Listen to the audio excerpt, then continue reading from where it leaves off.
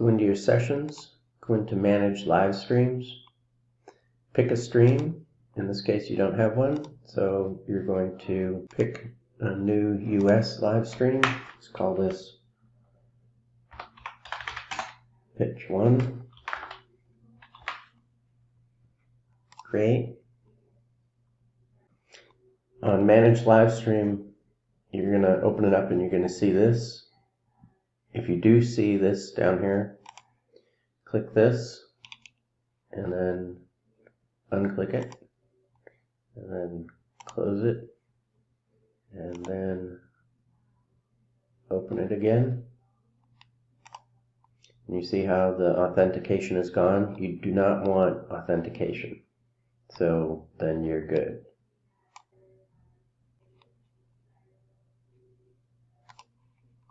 And you're going to create a new webinar.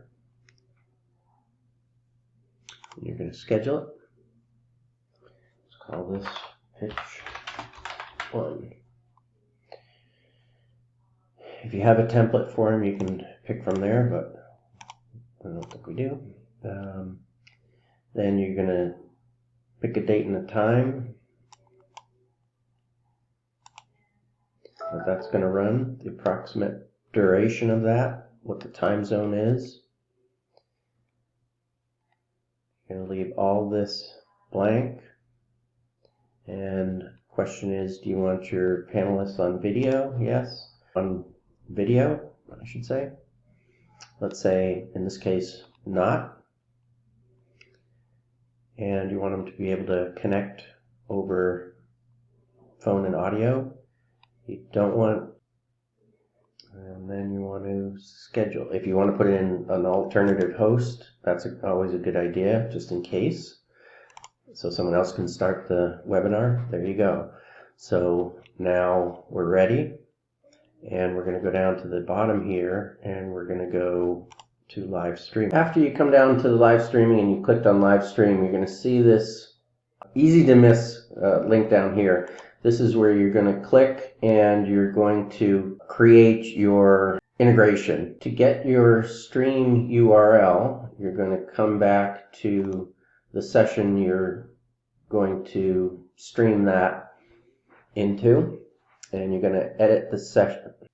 So disregard this. This is just things the browser sticks in there. So we're going to go grab that information about the live stream, and that's going to be here, source settings, and pick this URL here,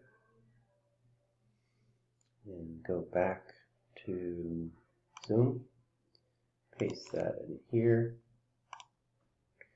Then we're going to go back to this, copy, paste that in here.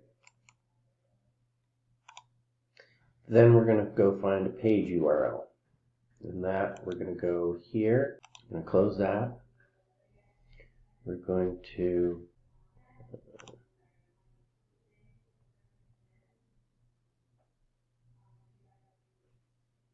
save this, view that session. Here's our session. We're going to grab this URL. And we're going to go back to Zoom, paste that in here, and hit save. And then you've got it set up, and you can now, you don't want to start it.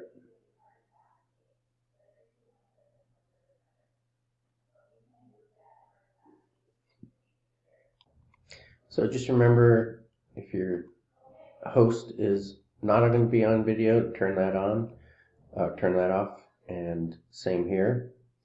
Then you can go back, and you're not going to start this video yet, but you can go back to this area and add invites to your panelists. So you're going to do that here. So you're just going to put their name and their email, and then hit save. and send them an invitation. And then they are good to go. On the day of the event, you'll come back to Zoom as the host, and you're going to start this webinar. So you're just going to go through, and I would do it, like 15 minutes early or so, and just double check everything, all the settings are correct, and then start the webinar. And then that's going to open up the Zoom controls, and as the host of the event, you're going to have access to be able to mute different participants, or panelists I should say, and go in and talk to them. And then once the event starts, you'll go ahead and mute yourself and let them take it away. Then when you are ready to come in and ask questions, you'll unmute yourself, and you'll have taken questions from the platform Q&A that is going on, and you'll be able to ask those questions.